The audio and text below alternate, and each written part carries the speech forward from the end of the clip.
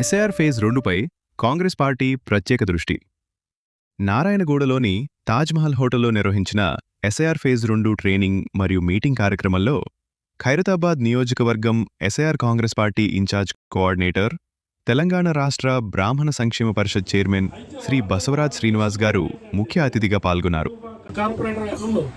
వాళ్ళ ఇంట్లో ఎన్ని ఓట్లు ఉన్నాయి, అవి పక్కా కాంగ్రెస్ ఓట్లు.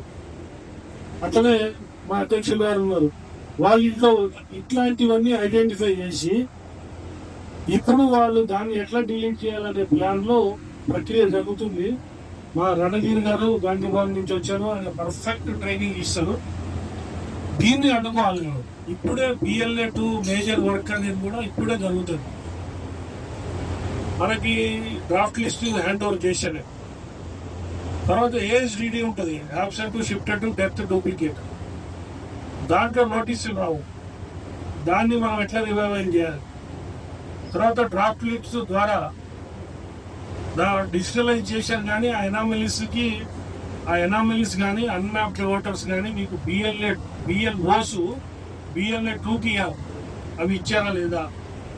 తర్వాత ASDD లిస్ట్ నేను గూగుల్ డ్రైవ్ రామన్ గౌడ్కి పంపించడం జరిగింది.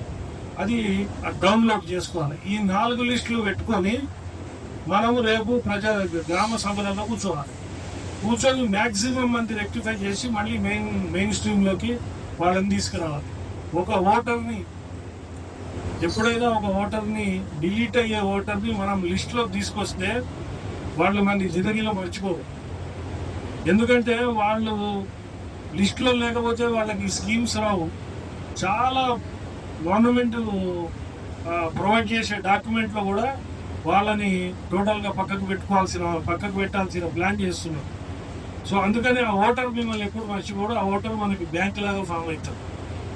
ఇది BLA-2 అందరూ కూడా జాగ్రత్తగా పనిచేయాలి. ఇది స్టార్టింగ్. బీజేపీ చేసే గేమ్.